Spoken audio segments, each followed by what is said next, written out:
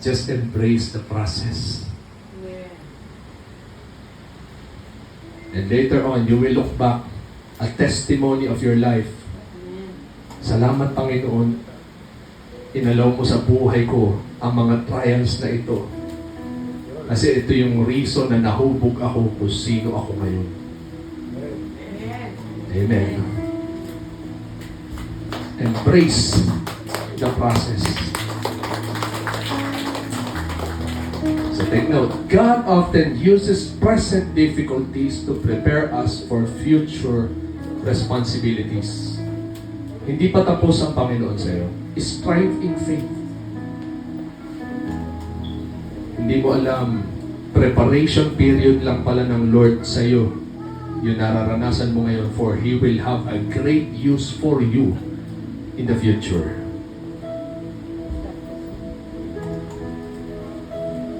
At minsan po, pag ito po yung naiisip ko, Lord, excited ako. Sige Lord, masakit yung nararanasan. May mga questions, may mga hindi maintindihan. But Lord, sige, I am excited what lies ahead in the future. And I want you to be the same. Sige Lord, anong nakaprepare para sa akin? I will embrace the process.